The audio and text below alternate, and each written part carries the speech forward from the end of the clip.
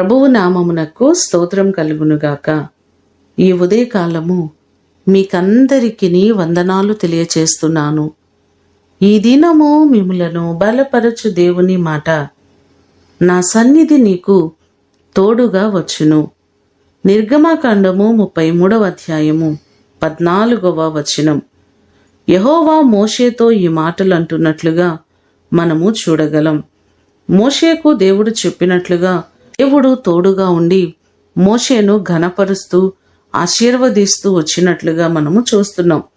అలాగే మనము చేస్తున్న ప్రయాణాలలో, మన పనిపాటల్లో దేవుని సన్నిధి మనకు ఎంతో అవసరమైనది.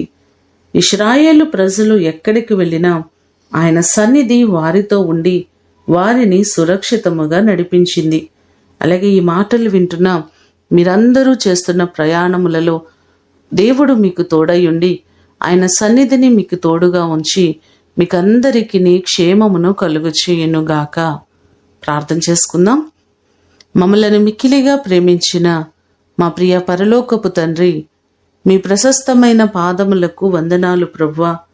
నా సన్నిధి నీకు తోడుగా వచ్చునని మోషేకు వాగ్దానము చేసి మీరు తోడుగా ఉండి ప్రతి పరిస్థితులలో ధైర్యమును కలుగు చేశారు ప్రభువా. అలాగే మా జీవితాలలో కూడా మీరు తోడుగా ఉంటే మేమే విషయంలో భయపడము, ధైర్యపరచబడతాం ప్రభువా. నీ సన్నిధి మాకు తోడుగా ఉంచండి. మా ప్రయాణాలలో మీరు తోడై ఉండండి. మా ప్రియులెల్లరినీ మీరు జ్ఞాపకం చేసుకొని ప్రతి వారికి మీ సన్నిధిని తోడుగా ఉంచండి. క్షేమకరమైన ప్రయాణములను మీరు కలుగు చేయండి ప్రభువా. వారి చేతుల కష్టార్జితమును దీవించండి.